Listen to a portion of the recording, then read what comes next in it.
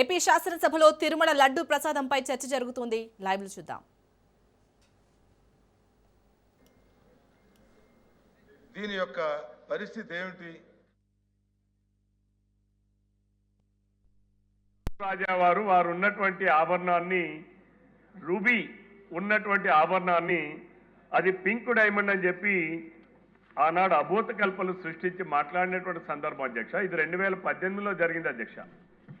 అంటే ఆనాడు చంద్రబాబు నాయుడు గారు తీసుకెళ్లారు, అది వారి కుటుంబ సభ్యులలో ఉన్న వారి దగ్గర ఉంది అని చెప్పి తప్పుడు అభిప్రాయాలు తప్పుడు ప్రచారాలు చేసినటువంటి పరిస్థితి ఈనాడు ఉన్నటువంటి జగన్మోహన్ రెడ్డి గారి ఆధ్వర్యంలో ఉన్నటువంటి వైఎస్ఆర్సీపీ పార్టీ చేసే విష ప్రచారాలు అధ్యక్ష. ఆనాడు మనం చూస్తే అధ్యక్ష, టీటీడీ పరిపాలనలో టీటీడీ ప్రతిష్టని దిగజారుస్తున్నారని చెప్పి ఆ పింక్ డైమండ్ విషయంలో ఆనాడు టీటీడీ వాళ్ళు కోర్టులో కేసు దాఖలు చేశారు అధ్యక్ష. అంతేకాకుండా వారు దానికి 2 కోట్ల రూపాయలు కూడా ఫీజు చెల్లించారు అధ్యక్ష. ఇది వైసీపీ ప్రభుత్వం అధికారంలోకి వచ్చిన తర్వాత వైవి సుబ్బారెడ్డి గారు చైర్మన్ అయిన తర్వాత అధ్యక్ష, ఏదైతే పింక్ డైమండ్ చంద్రబాబు నాయుడు గారు వారి కుటుంబ సభ్యుల దగ్గర ఉందని చెప్పి ఎన్నో ఫేక్ ప్రచారాలు చేసినటువంటి వ్యక్తులు వారు అధికారంలోకి వచ్చాక ఆ కేసును విత్డ్రా చేసుకున్నారు అధ్యక్ష. ఆ రోజు అనేక రిపోర్టులు కానీ ఆ రోజు మునిరత్నం రెడ్డి గారి నేతృత్వంలో జరిగినటువంటి దర్యాప్తులో కానీ అసలు మైసూర్ మహారాజు గారు పింక్ డైమండ్ అనేదే ఇవ్వలేదు, అందులో ఉన్నది కేవలం రూబీ మాత్రమే అని చెప్పినటువంటి సందర్భం అధ్యక్ష.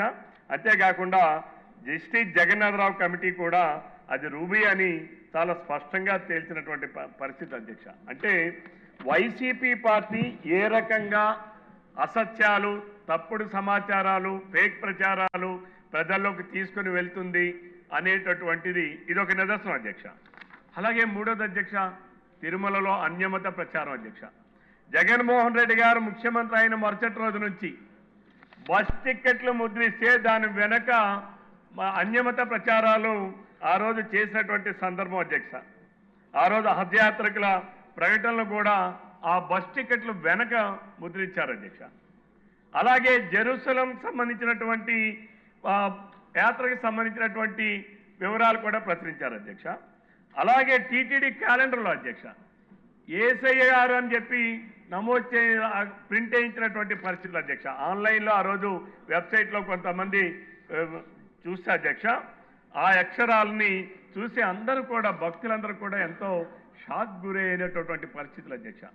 అంతేకాకుండా ఆ రోజు అక్కడ ఉన్నటువంటి ఎంతోమంది దేవస్థానం సహకారంతో భక్తి గీతామృత లహరి అని చెప్పి పుస్తకాలు ఉంటాయి అధ్యక్ష. అవి కూడా అందులో కూడా అన్యమతమైనటువంటి గేయాలు ప్రచురితమైనటువంటి పరిస్థితి కూడా ఆ రోజు వైరల్ అయినటువంటి సందర్భం ఒకసారి సభ ద్వారా ప్రధానికానికి దృష్టికి తీసుకొని వస్తున్నాను అధ్యక్ష. అంతేకాకుండా ఎంతోమంది టీటీడీలో పనిచేస్తున్నటువంటి ఉద్యోగులను కూడా అన్యమత ఉద్యోగులు అక్కడ అన్యమతస్తుల్ని కొందరు పెట్టుకొని దానిపైన కూడా హిందూ ప్రచారాన్ని హిందూ ధర్మాన్ని వ్యతిరేకంగా ప్రచారం చేసేటటువంటి పరిస్థితులు కూడా ఆ రోజు అనేకంగా మనం చూసాం అధ్యక్ష. అంతేకాకుండా అధ్యక్ష ఎస్సీబీసీ ఉద్యోగస్తుల అధ్యక్ష ఆనాడు టీటీడీలో మనం చూస్తే అధ్యక్ష ఆ రోజు బ్లూ ఫిలిమ్స్ కూడా లింకులు పంపించేటటువంటి పరిస్థితి అధ్యక్ష. ఎస్వీబీసీలో ఉద్యోగులను కూడా తన అనుకూలను నియమించుకొని తనకు సంబంధించిన వాళ్ళు నియమించుకొని చేసినటువంటి పరిస్థితి అధ్యక్ష. ఆ రోజు వైవి సుబ్బారెడ్డి గారు నాయకత్వంలో ఆ రోజు ఆయన చైర్మన్గా ఉంటూ నాన్ హిందూ భక్తులకు డిక్లరేషన్ అవసరం లేదు అని చెప్పేటటువంటి పరిస్థితి అధ్యక్ష. ఇవన్నీ మనం గమనిస్తే అధ్యక్ష, తిరుమల తిరుపతి దేవస్థానం కలియుగ దైవమైనటువంటి వెంకటేశ్వర స్వామి ఎన్నో అపచారాలు చేసినటువంటి పరిస్థితి ఆనాడు వైఎస్ఆర్సీపీ ప్రభుత్వం ఉన్న 2019-24 మధ్యకాలంలో జరిగినటువంటి అనేక సందర్భాలు అధ్యక్ష. అంతేకాదు అధ్యక్ష, పరకామణి చోరీ అధ్యక్ష. జగన్మోహన్ రెడ్డి గారు మనం మాట్లాడుతున్నాడు అధ్యక్ష, పరకామణి చోరీ అనేది చాలా చిన్న విషయం, చిన్న పిల్లాడు ఏదో తెలియక చేశాడు దానిని పెద్దగా మాట్లాడుతున్నారని చెప్పి దొంగని దొరగా మార్చేటటువంటి పరిస్థితుల్లో మాట్లాడుతూ ఉన్నారు అధ్యక్ష. పరకామణిలో కొన్ని కోట్లాది రూపాయలు విదేశీ కరెన్సీని దొంగలించారని కేసు పెడితే ఆ కేసును రాజీ చేయించారు అధ్యక్ష. ఆ దొంగ సొత్తుని తిరుమల వెంకటేశ్వర స్వామికి ఆయన ఏదో దయతో ఇచ్చినట్టుగా కొంత దానం ఇప్పించి మిగిలిందంతా కూడా వైసీపీ అనునయులు వైవి సుబ్బారెడ్డి గారి నేతృత్వంలో చాలా దిగ్విజయంగా ఆ ఆస్తులన్నీ కూడా పంచుకున్నటువంటి సందర్భాలు అధ్యక్ష. అంతేకాక అధ్యక్ష, గోవిందరాజు స్వామి బంగారం కూడా మాయమైనటువంటి పరిస్థితి ఈరోజు పత్రికల్లో చదువుతున్నాం అధ్యక్ష. గోవిందరాజు స్వామి గారి శిఖరాన్ని మార్చాలి, 9 లేయర్లు వేయాలి అధ్యక్ష తాపడాన్ని. దానికి 100 కేజీలు కేటాయించారు అధ్యక్ష. ఈ 100 కేజీల్లో 100 కేజీలది 50 కేజీలతోనే తయారు చేసి 2 తాపడాలతోనే చేసినటువంటి పరిస్థితి అధ్యక్ష. అంటే 50 కేజీల బంగారాన్ని గోవిందరాజుల స్వామి ఆలయానికి చేసే తాపడంలో కూడా తస్కరించినటువంటి పరిస్థితి అధ్యక్ష. అలాగే అధ్యక్ష, తలనీలాల కుంభకోణం అధ్యక్ష.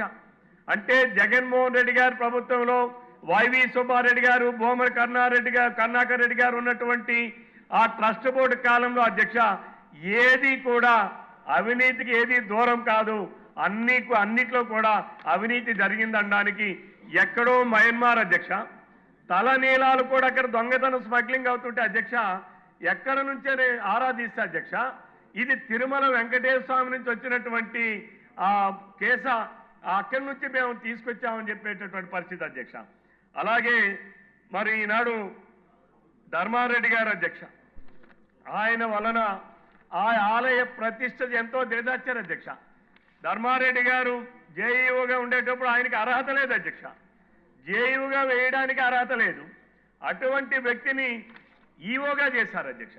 అంటే అర్హత లేని వ్యక్తిని తీసుకొచ్చి జగన్మోహన్ రెడ్డి గారి అక్రమ కేసులు ఏవైతే అవినీతి కేసులు ఉన్నాయో, ఏవైతే అవినీతి కేసుల్ని మాఫీ చేసుకోవడం కోసం దానికి కూడా ఆయన ఎప్పటికప్పుడు ఢిల్లీ వెళ్ళి కొంత లాబింగ్ చేసేటువంటి పరిస్థితులు అధ్యక్ష. రవికుమార్ గారు, ఇప్పటికి 10 నిమిషాలు అయింది, లడ్డు అనే పదం మీ దగ్గర నుంచి రాలా. అంటే నేను అధ్యక్ష మీరు ఇంటర్వెన్షన్ కాకపోతే ఐ విల్ ఫినిష్ చెప్పా అధ్యక్ష. మీరు ఉన్నదే మీ విచక్షణ అని కూడా చెప్పాను అధ్యక్ష.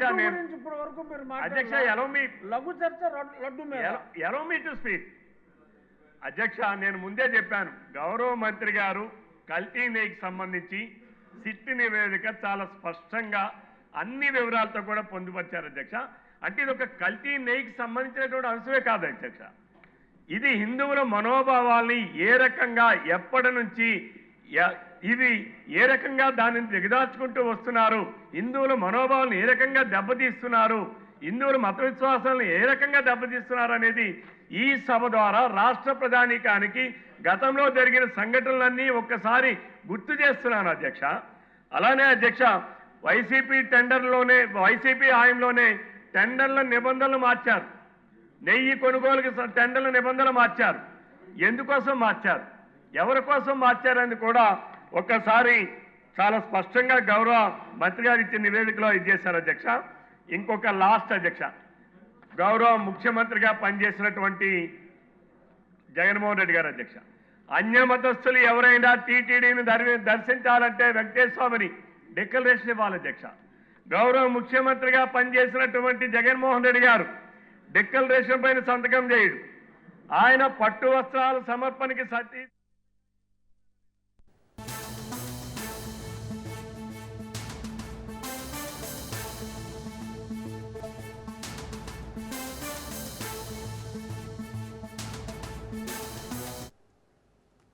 ఏపీ శాసన మండలి సమావేశాలు వాడివేడిగా జరుగుతున్నాయి. మహిళలపై వేధింపుల గురించి వరదు కళ్యాణి ప్రశ్నించారు.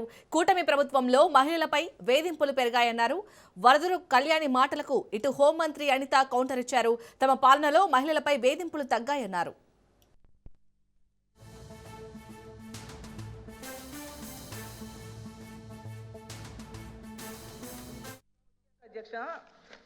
మహిళల మీద అఘాయిత్యాలు, అత్యాచారాలు, నేరాలు విపరీతంగా పెరిగిపోయాయి అధ్యక్ష.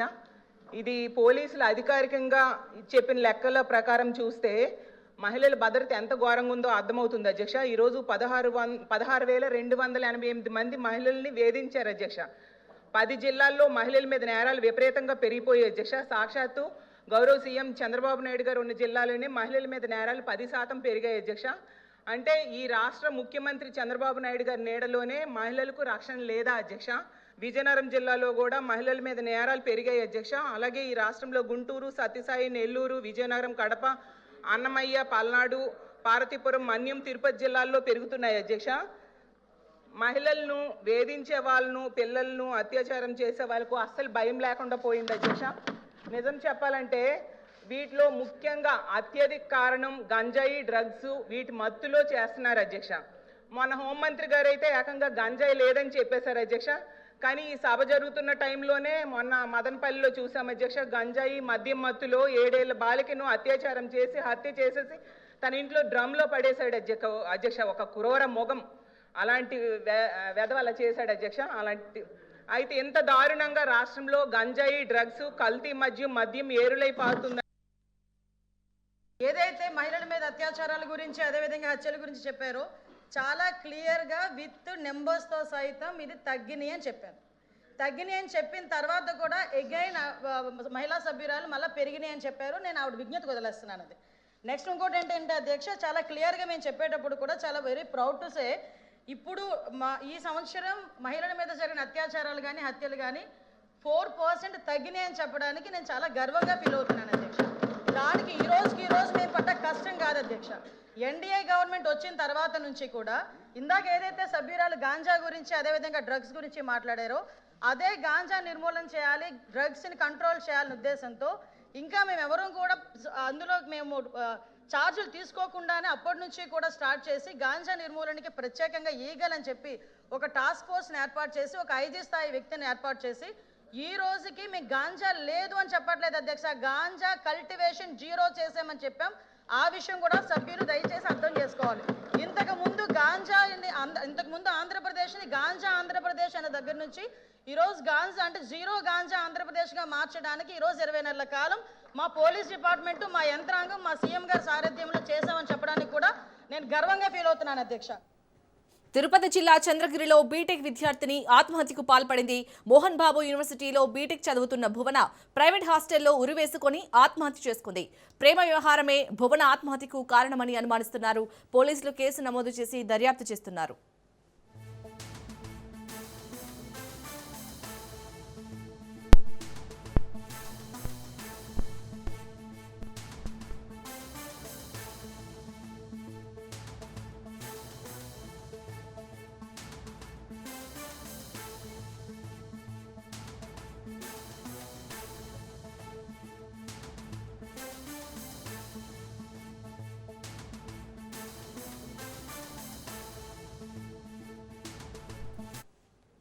తిరుపతి జిల్లా చంద్రగిరిలో బీటెక్ విద్యార్థిని ఆత్మహత్యకు పాల్పడింది.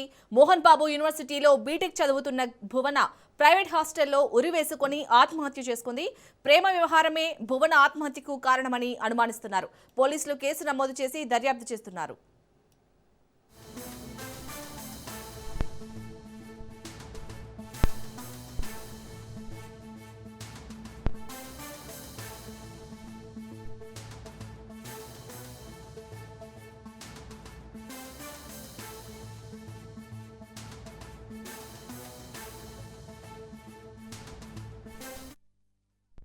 రెడ్డికాయటు తిరుపతి జిల్లా చంద్రగిరిలో అయితే బీటెక్ విద్యార్థిని భువన ఆత్మహత్యకు పాల్పడినట్టుగా తెలుస్తుంది. దీనిపై మరిన్ని డీటెయిల్స్ ని మా ప్రతినిధి నారాయణ అందిస్తారు. నారాయణ, తను ఆత్మహత్యకు కారణం ప్రేమ వ్యవహారం అని తెలుస్తుంది. సో పోలీసులు ఏం చెప్తున్నారు, డీటెయిల్స్ ఏంటి?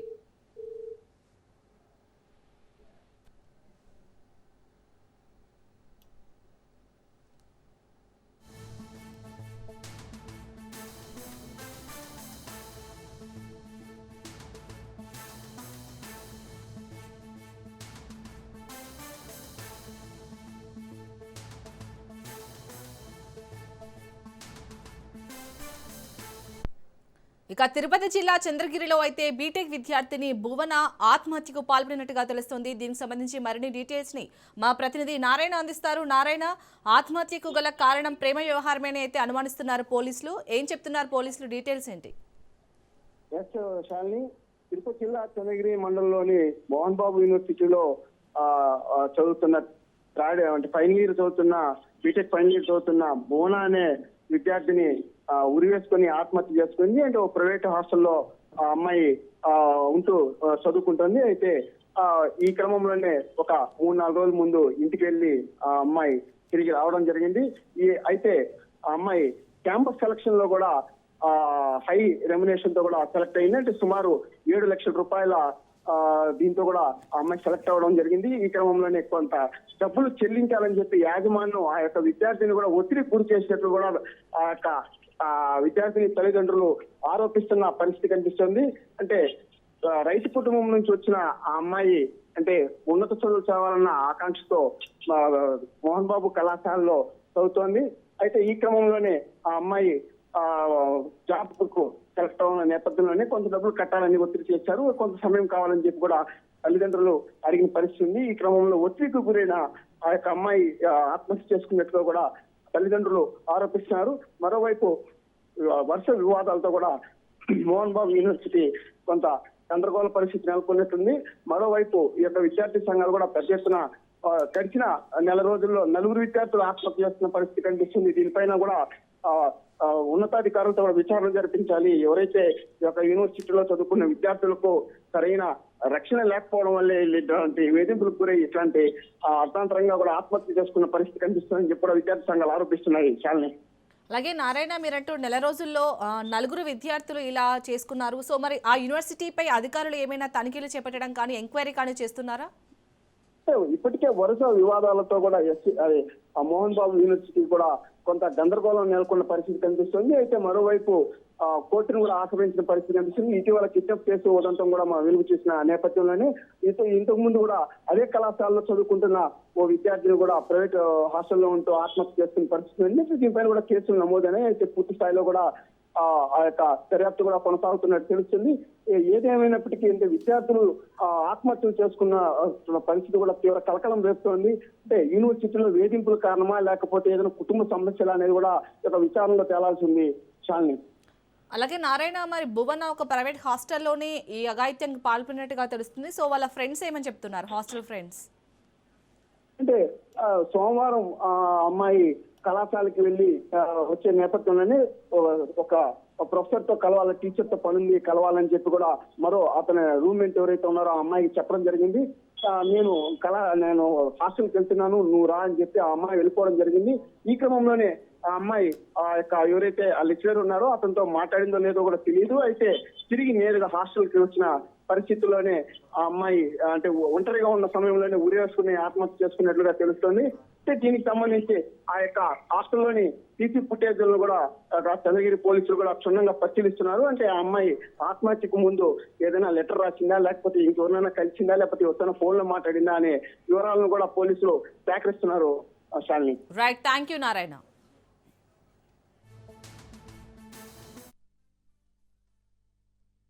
పుంగనూరు దగ్గర మంగళం. మీరేం చేస్తారు? వ్యవసాయం చేస్తాను సార్.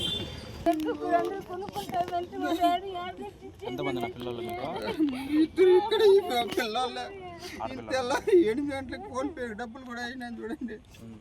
ఈ పేపర్ యాక్టివేట్ చేసుకోవాలంటే 3,000 అయినా చూడ 8 గంటల కాడ రాత్రి. ఎవరిపైన అనుమానం అన్న?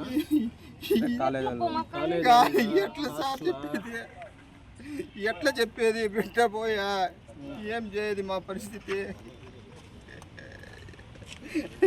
చేతికొచ్చిన 2 పిల్లలు సార్. ఇద్దరు కూడా అదే స్కూల్లో చదువుతున్నారు సార్.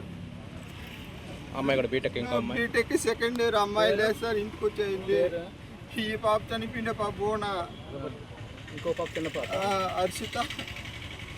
మాకు కనీసం ఇన్ఫార్మ్ చేయని కూడా వచ్చి మా బిడ్డని కాపాడుకుంది మేము.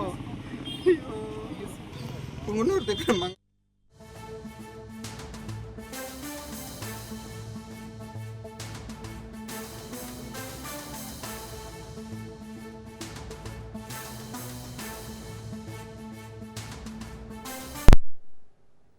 కోట్ కోటి ఎస్బీఐ ఏటీఎం వద్ద గత నెలలో కాల్పులు జరిగిన కేసును టాస్క్ ఫోర్స్ పోలీసులు ఛేదించారు.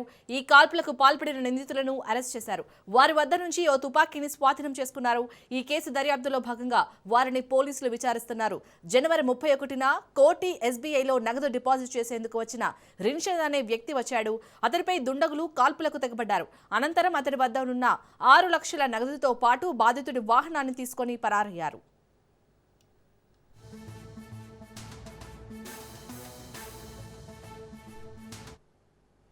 తాజాగా నిందితులందరినీ టాస్క్ ఫోర్స్ టీం అదుపులోకి తీసుకుంది. ఈ మేరకు నిందితుల నుంచి ఓ వెపన్ కూడా రికవరీ చేశారు.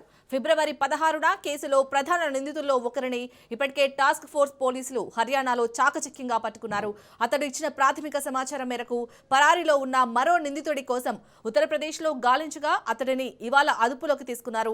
దీంతో కేసులో నిందితులంతా పట్టుబడినట్లయింది. ఈ మేరకు వారిని ఇవాళ మీడియా ముందు ప్రవేశపెట్టే అవకాశం ఉంది.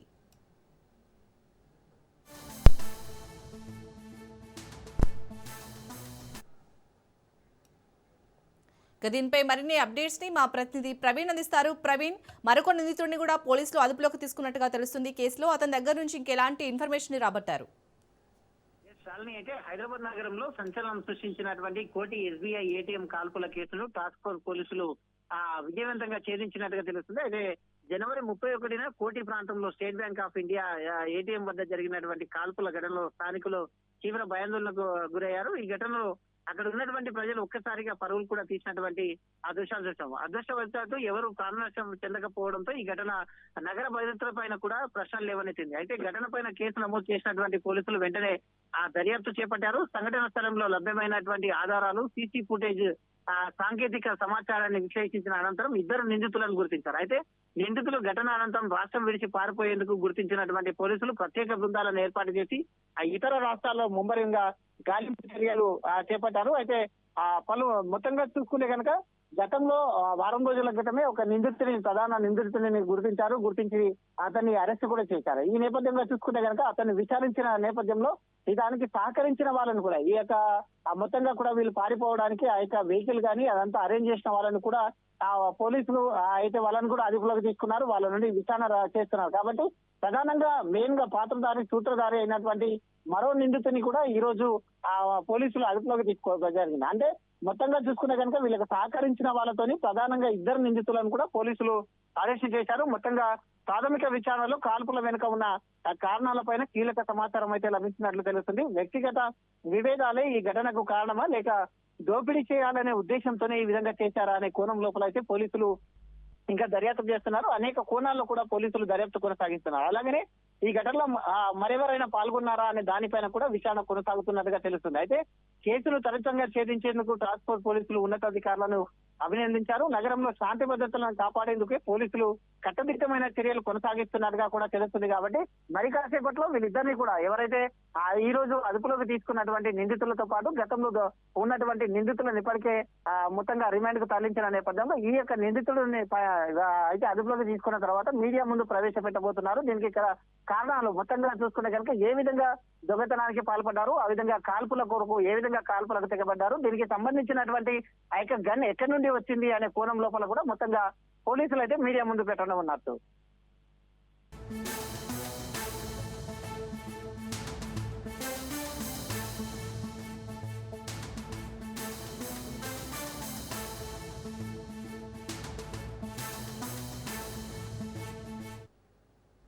భద్రాద్రి జిల్లాలో 2 ఎస్ఐలపై చీటింగ్ కేసు నమోదైంది. ప్రేమ పేరుతో కుమారి అనే యువతిని ఎస్ఐ మహేష్ మోసం చేశాడు. యువతిని నమ్మించి 1,82,00,000 వసూలు చేశారు. వ్యాపారంలో అధిక లాభాలు ఇస్తామని ఎస్ఐ సోదరులు మోసం చేశారు. డబ్బులు అడిగితే దాటవేస్తూ బెదిరింపులకు దిగుతున్నట్లు యువతి ఆరోపించింది. యువతి ఫిర్యాదు మేరకు పోలీసులు కేసు నమోదు చేసుకుని దర్యాప్తు చేస్తున్నారు.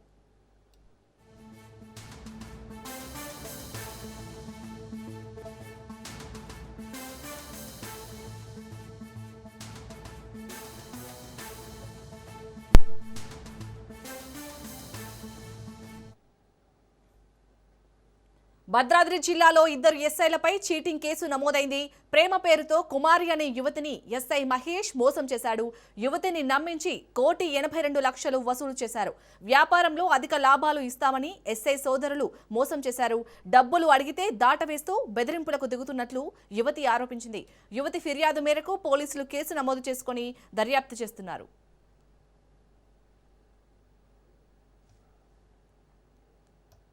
రైట్, భద్రాద్రి జిల్లాలో అయితే ఇద్దరు ఎస్ఐలపై చీటింగ్ కేసు నమోదైనట్టుగా తెలుస్తుంది. మరిన్ని డీటెయిల్స్ ని మా ప్రతినిధి నవీన్ అందిస్తారు. నవీన్.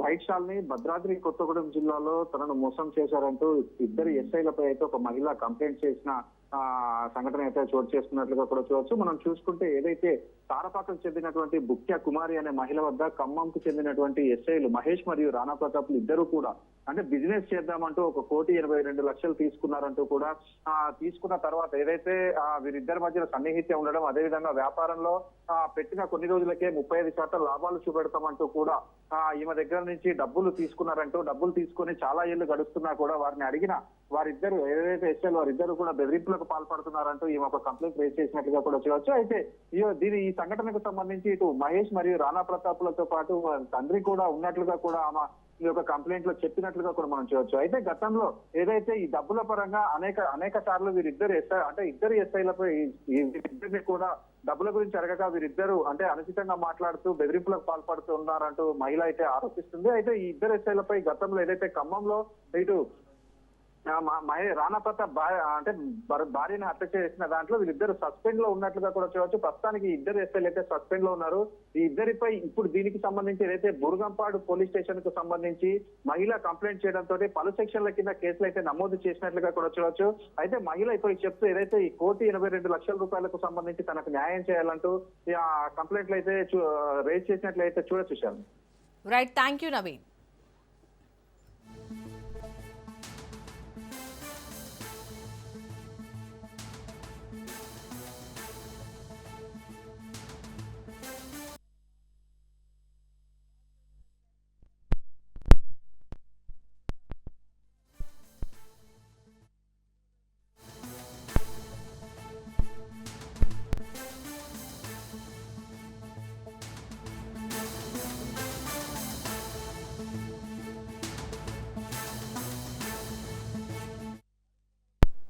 విజయనగరం జిల్లా శృంగవరపుకోట దారపర్తి గ్రామంలో రోడ్డు అధ్వానంగా మారింది.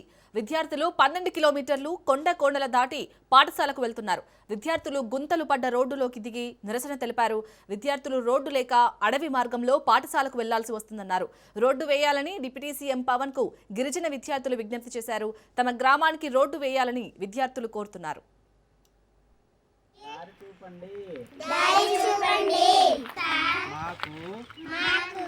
రోడ్డు వేయండి. రోజు 12 కిలోమీటర్లు నడుస్తూ చదువుకుంటున్నాము. డిప్యూటీ సీఎం సార్ మాకు రోడ్డు వేయండి.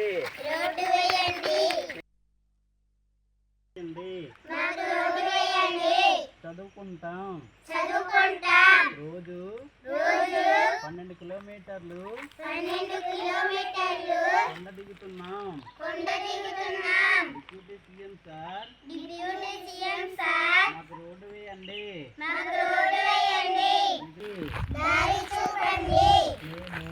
మేము చదువుకుంటాం.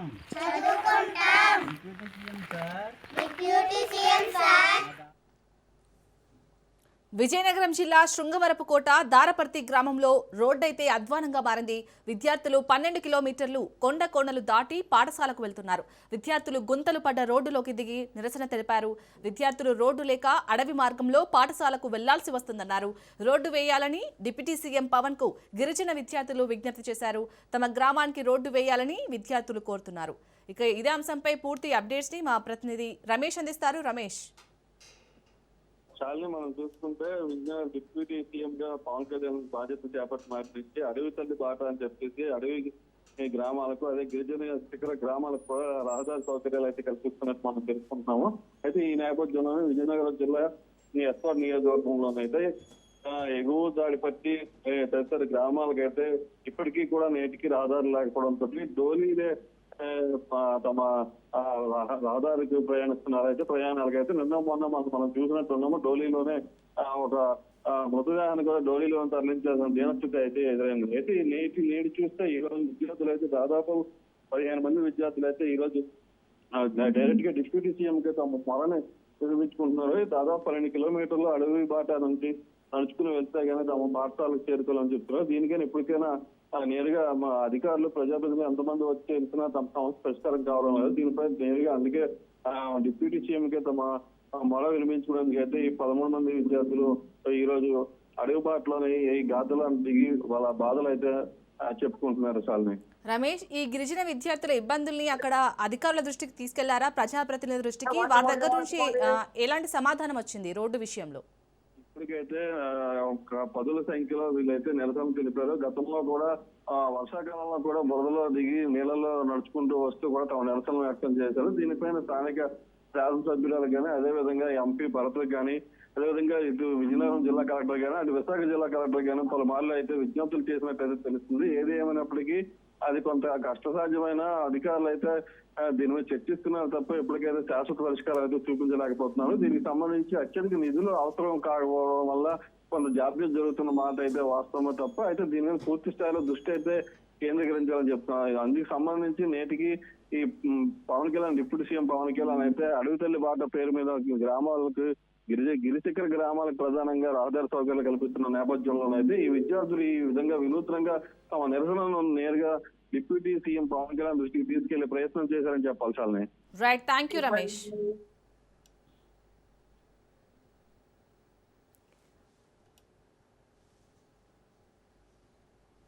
ఏపీ శాసనసభలో తిరుమల లడ్డు ప్రసాదంపై చర్చ జరుగుతుంది. లైవ్ లో చూద్దాం. వాళ్ళ నాన్న రాజశేఖర రెడ్డి ఉన్నప్పుడు ఈ సభలోనే ఒక చర్చ జరిగింది అధ్యక్ష.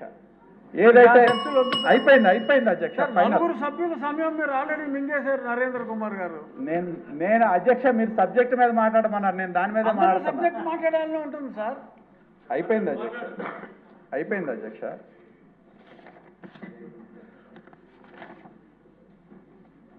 అధ్యక్ష, తిరుపతి దగ్గర దీనిలో ఒక ఫ్యాక్టరీ ఉంది అధ్యక్ష. రాజశేఖర రెడ్డి గారు ఉన్నప్పుడు ఆ చుట్టుపక్కల గ్రామాలు ఆ డైరీ నుంచి వచ్చే నీళ్ల వల్ల కలుషితం అవుతున్నాయని ఈ సభలో చర్చ వేస్తే చంద్రబాబు నాయుడు గారు ఈ హౌస్లోనే డిమాండ్ చేశారు, మీరు ఏ ఎంక్వైరీ అయినా వేయండి, నిరూపించండి, నేను దేనికైనా సిద్ధమని చెప్పి.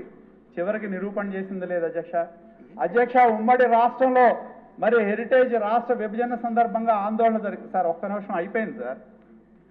విభజన జరిగితే కేసీఆర్ గారు ఏం పిలిపించారు అధ్యక్ష? హెరిటేజ్ పాలు తాగద్దన్నారు అధ్యక్ష.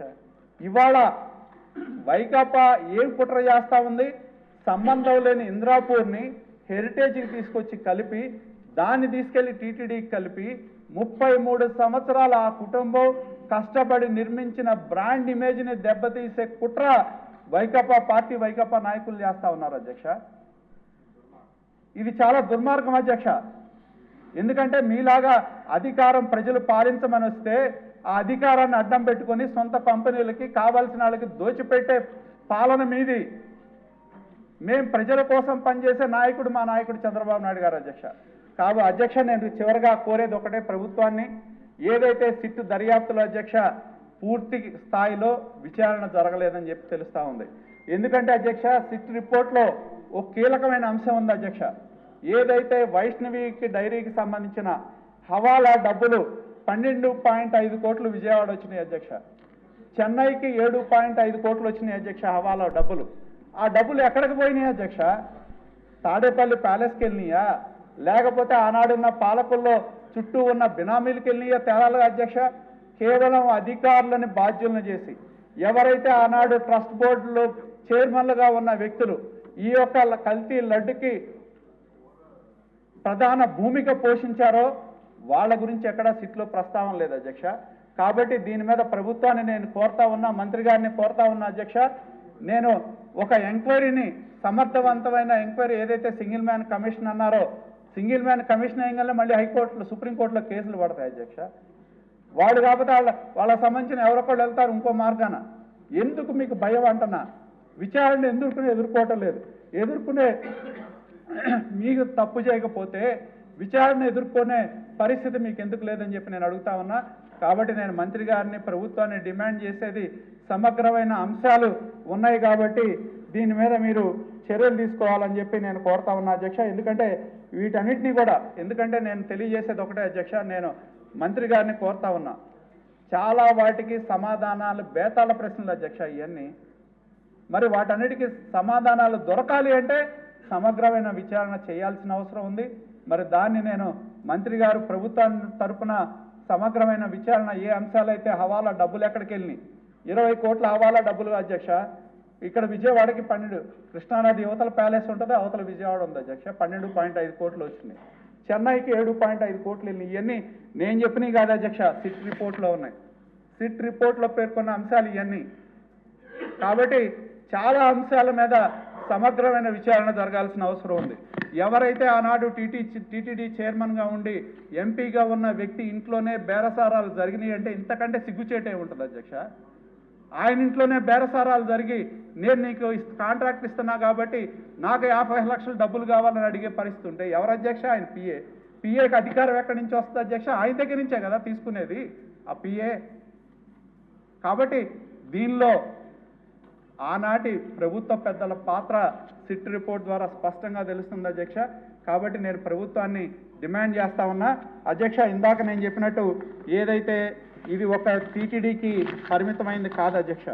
నేను ఇందాక చెప్పినట్టు ఈ రాష్ట్రంలో ఎన్ని దేవాలయాలు ఉన్నాయో ప్రతి దేవాలయంలో అధ్యక్ష ఇది ఒక్కసారి నేను చదివి వినిపిస్తాను అధ్యక్ష. అయిపోయింది ఈ ఒకటి. ఈ 2022లో ఇచ్చిన మెమో అధ్యక్ష ఇది. అధ్యక్ష ఇది నాది కాదు, ఆ ప్రభుత్వంలో వాళ్ళు ఇచ్చిన మెమో అధ్యక్ష ఇది. దీనిలో ఏమిచ్చారు అధ్యక్ష? Directed to go for tenders for cow ghee and dairy products only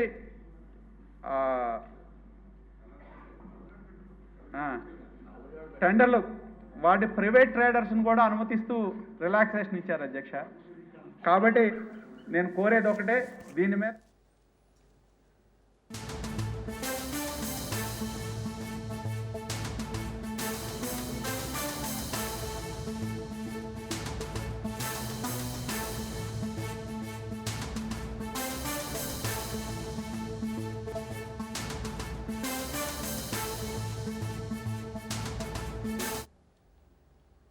breaking news చూస్తున్నాం. హైదరాబాద్ అంబర్పేటలో విషాదం చోటు చేసుకుంది. ఒకే కుటుంబానికి చెందిన 3 ఆత్మహత్యకు పాల్పడ్డారు. మృతులను రామ్రాజ్, మాధవి, శశాంక్ గా గుర్తించారు. పోలీసులు కేసు నమోదు చేసి దర్యాప్తు చేస్తున్నారు.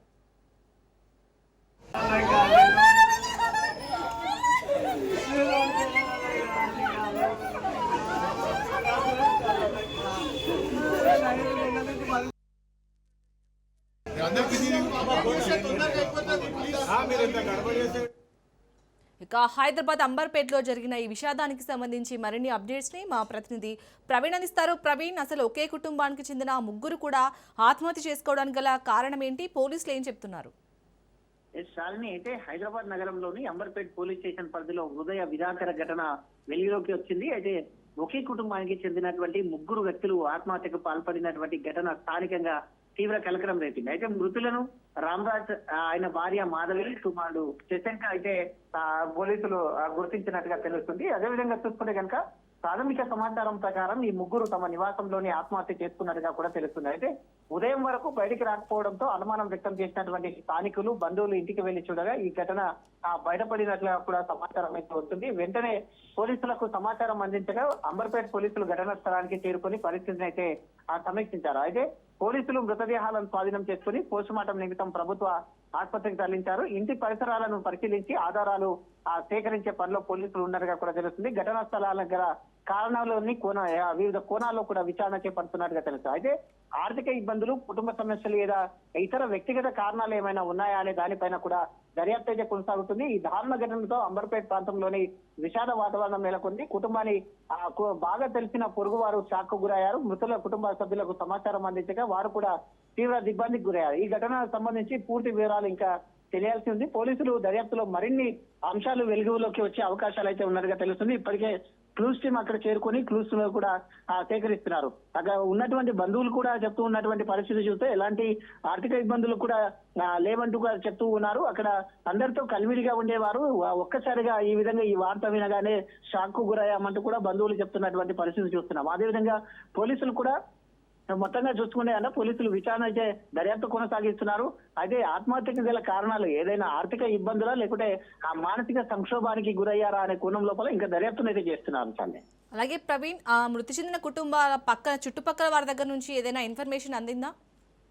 ఎస్, అయితే ఆ కుటుంబ సభ్యులు అక్కడ ఉన్నటువంటి స్థానికులు కూడా చెప్తున్నటువంటి పరిస్థితులు చూస్తున్నాము. ఎవరికి కూడా వాళ్ళకు ఎలాంటి ఇబ్బందులు లేవు. అందరితో పాటు పొరుగు వారితో కూడా అందరితో పాటు కలివిడిగా ఉండేవాళ్ళు, చాలా సంతోషంగానే ఉండేవాళ్ళు. ఇలాంటి ప్రాబ్లమ్స్ ఉన్నాయంటూ కూడా ఎప్పుడు కూడా చెప్పుకోలేదు అంటూ కూడా చెప్తున్నటువంటి పరిస్థితులను చూస్తున్నాం. వాళ్ళ బంధువులతో కూడా ఎప్పుడు కూడా వీళ్ళు ఆ విధంగా ఆర్థిక ఇబ్బందులు కానీ ఏదైనా సమస్యలు కానీ చెప్పుకోలేదు అంటూ కూడా తెలుస్తుంది. కాబట్టి మెయిన్ గా ప్రధానంగా చూసుకుంటే కనుక నిన్న ఏం జరిగింది అనేది అయితే పోలీసులు ఇంకా దర్యాప్తు చేస్తున్నారు. కాబట్టి వాళ్ళ యొక్క ఆర్థిక పరిస్థితులు ఏమైనా ఇబ్బందికరంగా మారిందా లేదంటే మానసిక ఒత్తిడికి ఏమైనా లోనయ్యారా అనే కోణం లోపల అయితే దర్యాప్తు చేస్తున్నారు. ఏది ఏమైనా ఆ పోలీసుల విచారణలో మరికొన్ని విషయాలైతే వెలుగులోకి రావాల్సి ఉంది. చాలు. Right, thank you Praveen.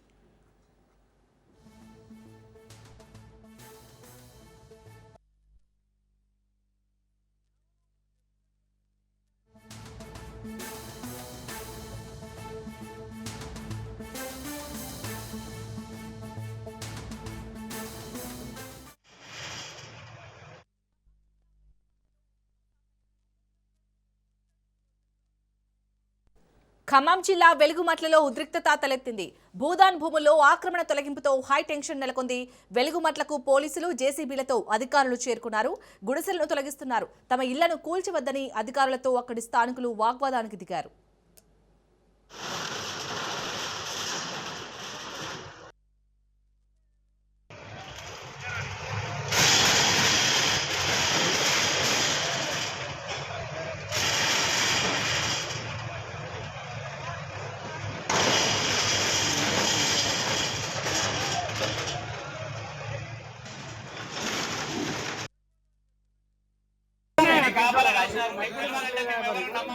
అక్కడ కూడా కనిపిస్తున్నది మాకు. శ్రీశైలం అందరికీ మీకు తెలుసు వస్తారని చెప్పి మీరు ఆర్టీఓ గారిని కలిస్తే మీరు ఎలిజిబుల్ ఉంటే గవర్నమెంట్ మీకు ప్రొవైడ్ చేస్తుంది. ఆర్టీఓ గారిని కలిస్తే మీకు మీరు ఎలిజిబుల్ ఉంటే ఎలిజిబుల్ ఉంటే మీరు వస్తుంది.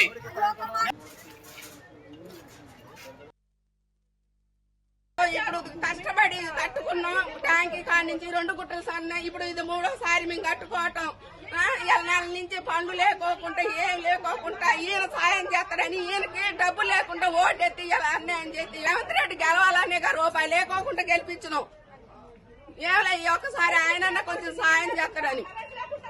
కరెంటు సంవత్సరం నుంచి లేదు, నీళ్లు లేవు, నిప్పులు లేవు, కడుపుతో ఉన్న పిల్లలు అన్ని నెల నుంచి పోలీసు వాళ్ళు వచ్చినా కూడా ఒకరోజు తిని ఒకరోజు తినకుండా ఉన్నాం సార్.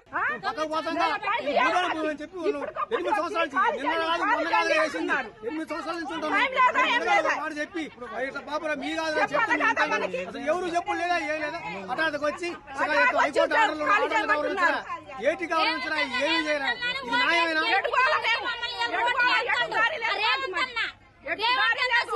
వీళ్ళందరూ అన్న అన్న అని ఓటేయబట్టి ఓటేసి గెలిపించి మిద్దల మీద కూర్చోబెడితే పరిస్థితి వచ్చింది. ఈ పరిస్థితి తీసుకొచ్చారు మమ్మల్ని. మా సంవత్సరాలు బట్టి ఇక్కడ ఉంటున్నాం అండి. కనీసానికి ఎప్పుడు ఏ రోజైనా కంటి నుండి నిద్రపోలేదు మేము. చెప్పారా?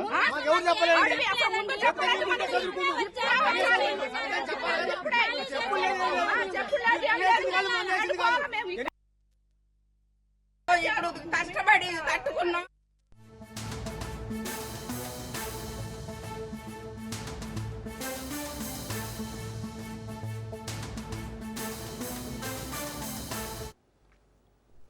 శ్రీకాకుళంలో డయేరియా కలకలం రేపుతోంది. వాంతులు విరేచనాలతో దాదాపు 16 మందికి పైగా బాధితులు ఆసుపత్రిలో చికిత్స పొందుతున్నారు. శ్రీకాకుళం నగరంలో డయేరియా వ్యాధి ప్రబలుతుంది. బాధితులు దమ్మలవీధి, గోల్కొండారేవు, సంతోషిమాత టెంపుల్ పరిసర ప్రాంత వాసులుగా అధికారులు గుర్తించారు. కాగా డయేరియాపై కేసులు ప్రబలడానికి గల కారణాలపై అధికారులు ఆరా తీస్తున్నారు.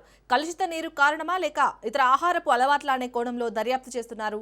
ఘటనపై వైద్య అధికారులు నిరంతరం పర్యవేక్షించాలని జిల్లా కలెక్టర్ స్వప్నిల్ ఆదేశాలు జారీ చేశారు. తాగునీటిని కాచి వడపోసి చల్లార్చిన తర్వాతే తాగాలని సూచించారు. ఆహారంపై ఈగలు వాలకుండా జాగ్రత్త పడాలని తెలిపారు.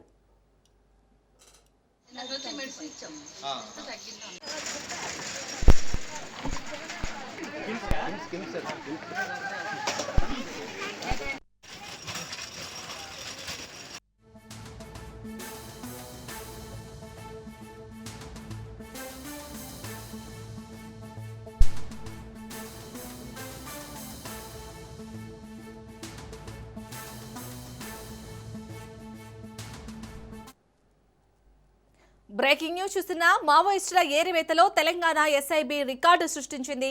ఐజీ సుమతి నేతృత్వంలో తెలంగాణ ఎస్ఐబి రికార్డులు బద్దలు కొట్టింది. ఎస్ఐబి ఏర్పాటు తర్వాత మావోయిస్టులపై ఎన్నో ఆపరేషన్లు నిర్వహించారు. సోర్స్ బిల్డింగ్ తో పాటు ఇంటెలిజెన్స్ సేకరణలో తెలంగాణ ఎస్ఐబి కీలక పాత్ర పోషించింది. ఎస్ఐబి ఇచ్చిన సమాచారంతో ఇప్పటి వరకు 14,078 మందిని అరెస్ట్ చేశారు. 5,865 మంది మావోయిస్టులు లొంగిపోయారు. 1,289 మంది మావోయిస్టులు ఎన్కౌంటర్లో హతమయ్యారు.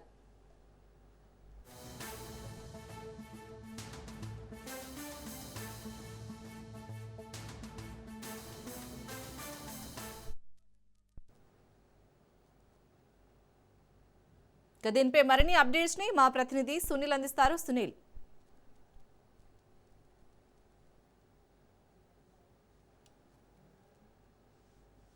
రాష్ట్ర పోలీస్ శాఖ కీలక విషయాలు కూడా వెల్లడించిందని చెప్పవచ్చు. ప్రధానంగా పోలీసుతో పాటు తెలంగాణ ఇంటెలిజెన్స్ ఎస్ఐబి అధికారుల సమన్వయంతో మావోయిస్ట్ క్యాడర్ లో ఉన్నటువంటి చాలా మందిని స్పెషల్ ఆపరేషన్ల ద్వారా వారందరినీ లొంగుబాటు కావచ్చు, వారందరినీ సరెండర్ చేసినటువంటి విషయాలు కావచ్చు. మరోవైపు కీలక పాత్ర అటు ఎస్ఐబి అధికారులతో పాటు ఇంటెలిజెన్స్ అధికారులు చేస్తున్నటువంటి పరిస్థితి మాత్రం మనం చూడవచ్చు. ప్రస్తుతం అయితే ఇందులో ప్రధానంగా మనం చూడవచ్చు మొత్తం మావోయిస్టులు దాదాపు 14,078 మంది క్యాడర్లు ఇప్పటి వరకు అరెస్ట్ చేయడం జరిగింది. అందులో దాదాపు 5,865 మంది మావోయిస్టులని ఇప్పటి వరకు పోలీసులు లొంగుబాటు చేసే ప్రయత్నం చేశారు. దీంతోపాటు 1,289 మంది మావోయిస్టులు ఎన్కౌంటర్లో మృతి చెందారు. దీంతోపాటు 1,057 ఎన్కౌంటర్లు ఘటనలకు సంబంధించినటువంటి కేసులు నమోదు చేయడం జరిగింది. ఇప్పటికే ఇందులో 23 మంది కేంద్ర కమిటీ సభ్యులు లొంగుబాటు కావడం జరిగింది. ఇందులో 7 మంది కేంద్ర కమిటీ సభ్యులు అరెస్ట్ అయ్యారు. అందులో 7 మంది కేంద్ర కమిటీ సభ్యులు లొంగుబాటు కావడం జరిగింది. అదేవిధంగా 9 మంది కేంద్ర కమిటీ సభ్యులు ఎన్కౌంటర్ మృతి చెందింది. మొత్తం 21,232 మంది మావోయిస్టులు ఈ చర్యల్లో కీలక పాత్ర పోషించడం జరిగింది. తెలంగాణ రాష్ట్ర పోలీస్ శాఖ కూడా ఎప్పటికప్పుడు మావోయిస్టు రహిత రాష్ట్రంగా తీర్చిదిద్దడం కోసము డీజీపీ శివధరెడ్డి నేతృత్వంతో పాటు మరోవైపు ఎస్ఐపి చీఫ్గా ఉన్నటువంటి సుమతి, మరోవైపు ఇంటెలిజెన్స్ చీఫ్గా ఉన్నటువంటి విజయ్ కుమార్ నేతృత్వంలో కూడా ఆపరేషన్స్ కొనసాగిస్తున్నారు. ఇందులో ఈరోజు కూడా 4 కేంద్ర కమిటీ సభ్యులుగా ఉన్నటువంటి మావోయిస్టు ప్రధాన కార్యదర్శిగా ఉన్నటువంటి తిప్పిరి తిరుపతి అలియాస్ దేవజితో పాటు మరోవైపు బడే చొక్కారావు అలియాస్ దామోదర్, అదేవిధంగా రాజిరెడ్డి మల్లా రాజిరెడ్డి, అదేవిధంగా నూనె నరసింహారావు, వీరిద్దరు 4 కూడా ఈరోజు డీజీపీ మరి కాసేపులోనే మీడియా ముందు ప్రవేశపెట్టినారు. వీరితో పాటు మరొక 15 మంది మావోయిస్టులను కూడా ఈరోజు మీడియా ముందు ప్రవేశపెట్టున్నారు. అంటే తెలంగాణ రాష్ట్ర ప్రభుత్వము, రాష్ట్ర పోలీస్ శాఖ కూడా మావోయిస్టులు మొత్తం కూడా జనజీవన స్రవంతిలో కలవాలంటూ కూడా ఇప్పటికే పిలుపునివ్వడం జరిగింది. వారందరూ కూడా ముఖ్యమంత్రి రేవంత్ రెడ్డి గతంలోనే పోలీస్ అమరవీరుల సంస్మరణ దినోత్సవ సందర్భంగా మావోయిస్టులకు సంబంధించిన వారందరూ కూడా స్వచ్ఛందంగా లొంగిపోవాలి. ఇప్పటికే ఆపరేషన్ కగార్ ఒకవైపు కంటిన్యూగా కొనసాగుతున్నది. కేంద్ర హోంశాఖ మంత్రిగా ఉన్నటువంటి అమిత్ షా మొత్తం 31 వరకు, మార్చి 31 వరకు మావోయిస్టు పూర్తిగా అంతమొందిస్తామని ప్రకటన చేయడంతో ఇప్పటికే ఆపరేషన్ కగారు ఇంకా కంటిన్యూ కొనసాగుతుంది. ఇప్పటికే చాలా ఎన్కౌంటర్లు అవుతాయి. ఎన్కౌంటర్లో చాలామంది మావోయిస్టులు మృతి చెందినది. ఇందులో ప్రధానంగా నంబాల కేశరావు, మావోయిస్టు కార్యదర్శిగా ఉన్నటువంటి నంబాల కేశరావు, ఆ తర్వాత హిడ్మా, మావోయిస్టుకు కింగ్ పిన్గా ఉన్నటువంటి హిడ్మా కూడా ఎన్కౌంటర్లో మృతి చెందిన నేపథ్యంలో చాలామంది మావోయిస్టులు అందరూ కూడా కేంద్ర కమిటీలో ఉన్నటువంటి సభ్యులు, రాష్ట్ర కమిటీలో ఉన్నటువంటి సభ్యులు, అదేవిధంగా కింది క్యాడర్ సంబంధించిన సభ్యులందరూ కూడా ఇప్పటికే పోలీసులు ఎత్తున లొంగిపోతున్నారు. ఇందులో తెలంగాణ పోలీస్ శాఖ కూడా కీలక ఆపరేషన్ కూడా కొనసాగించి ఇందులో ఇంటెలిజెన్స్ అధికారులు, ఎస్ఐబి అధికారులు కూడా దాదాపు 22,000 మంది మావోయిస్టులని లొంగుబాటు చేసే ప్రయత్నం అటు పోలీసులు చేశారు. అనేక కీలక ఆపరేషన్లు కూడా చెందింది. అందులో 9 మంది కేంద్ర కమిటీ సభ్యులు, అదేవిధంగా వారందరూ కూడా లొంగుబాటు చేసే ప్రయత్నము అటు తెలంగాణ పోలీస్ శాఖ అధికారులతో పాటు అదేవిధంగా ఎస్ఐబి అధికారులు కూడా చేసిన పరిస్థితి మాత్రం కనబడుతుంది. మొత్తం మీద తెలంగాణ రాష్ట్ర పోలీస్ శాఖ కూడా తెలంగాణ రాష్ట్ర రహితంగా, మావోయిస్ట్ రాష్ట్ర రహితంగా తీర్చిదిద్దాలనే లక్ష్యంతోనే ఈ యొక్క మావోయిస్టులు మొత్తం కూడా కీలక ఆపరేషన్ కొనసాగించి వారందరినీ కూడా లొంగిపోయే ప్రయత్నం చేస్తుంది. ఇక మరోవైపు ఈ కేసులో దీంట్లో తెలంగాణకు సంబంధించినటువంటి గణపతి ప్రస్తుతమైతే అతను నేపాల్లో తలదాచుకున్నట్లు కూడా ఇప్పటికే ఇంటెలిజెన్స్ వర్గాలు గుర్తించాయి. కొంత అనారోగ్య కారణాలతోన అతను నేపాల్లో ఉన్నట్లు కూడా కొంత సమాచారం తెలుసుకుంది. త్వరలోనే అతన్ని కూడా అరెస్ట్ చేసే అవకాశం ఉంది. దీంతో గణపతి అరెస్ట్ అయితే మాత్రం తెలంగాణలో ఇక క్యాడర్ చెందిన తెలంగాణ క్యాడర్, మావోయిస్ట్ క్యాడర్లో తెలంగాణ వాసులు మొత్తం కూడా పూర్తిగా బయటకు వచ్చినట్లే అయితే పరిస్థితి కనబడుతుంది. ప్రస్తుతం అయితే తెలంగాణ రాష్ట్రంలో ఉన్నటువంటి మావోయిస్టులు ఎవరైతే తెలంగాణ నుంచి ఎక్కువగా మావోయిస్టులకు వెళ్ళిపోయినటువంటి వారందరినీ కూడా స్వచ్ఛందంగా కొంతమంది లొంగిపోయారు, కొంతమందిని ఆపరేషన్స్ వల్ల వారందరూ కొంతమంది ఎన్కౌంటర్లో హతమయ్యారు. చాలా వరకు తెలంగాణ రాష్ట్ర పోలీస్ శాఖ, ఎస్ఐబి అధికారులు, ఇంటెలిజెన్స్ అధికారులు మాట్లాడి వారందరినీ కూడా లొంగిపోయే ప్రయత్నము అటు పోలీసులు చేస్తారు. ఇందులో తెలంగాణ పోలీస్ శాఖ మాత్రము క్రెడిట్ మాత్రం, అంటే ఏ రాష్ట్రంలో లేనటువంటి క్రెడిట్ మాత్రం తెలంగాణ రాష్ట్ర పోలీస్కి అయితే దక్కిందని చెప్పాలి. ఎందుకంటే చాలామంది అగ్రనేతల్ని, అగ్రనాయకుల్ని, కేంద్ర కమిటీ సభ్యులని, మావోయిస్టు కార్యదర్శిగా ఉన్నటువంటి అది తిప్పిరి తిరుపతిని కూడా ఈరోజు మీడియా ముందు ప్రవేశపెడుతున్నారు. కాబట్టి దీనికి సంబంధించిన విషయాలపై కూడా మరి కాసేపు తెలంగాణ డీజీపీ శ్రీధర్ రెడ్డి కూడా మీడియాతో అన్ని విషయాలు కూడా వెల్లడించే అవకాశం ఉంది. ఇక పూర్తిగా మార్చి 31 వరకు మావోయిస్టుని పూర్తిగా అంతమొస్తామని ఇప్పటికే అమిత్ షా ప్రకటన చేసిన నేపథ్యంలో వరుసగా ఓవైపు ఆపరేషన్ కగారు, ఒకవైపు వరుస దాడులు కంటిన్యూగా ఎన్కౌంటర్లు కొనసాగుతున్న నేపథ్యంలో ఇప్పుడు ఈ సంబంధించినటువంటి డీజీపీ ఎదుట లొంగిపోయినటువంటి 4 కేంద్ర కమిటీ సభ్యులు, అది కూడా తిప్పిరి తిరుపతి అలియాస్ దేవ్జీ ఈ మావోయిస్టులో కార్యదర్శిగా ఉన్నాడు, అతను కీ రోల్గా ఉన్నాడు. ఆ మావోయిస్టు కార్యదర్శి ఈరోజు తెలంగాణ పోలీసులు ఎత్తున లొంగిపోయిన నేపథ్యంలో అందులో కీలక పాత్ర పోషించారు. ఎస్ఐబి అధికారులు, ఇంటెలిజెన్స్ అధికారులు కీలక పాత్ర పోషించారు. కాబట్టి వాటికి సంబంధించినటువంటి విషయాలపై కూడా మరి కాసేపులోనే అన్ని వివరాలపై కూడా మీడియా సమావేశంలో వెల్లడించే అవకాశం ఉంది. మధ్యాహ్నం 2:30 అంటే 3 గంటలకు డీజీపీ శ్రీధర్ రెడ్డి ఈ 4 మావోయిస్టులతో పాటు కింది క్యాడర్కి సంబంధించిన దాదాపు 15 మంది మావోయిస్టులందరినీ కూడా మీడియా ముందు ప్రవేశపెట్టే అవకాశం ఉంది. Right, thank you Sunil.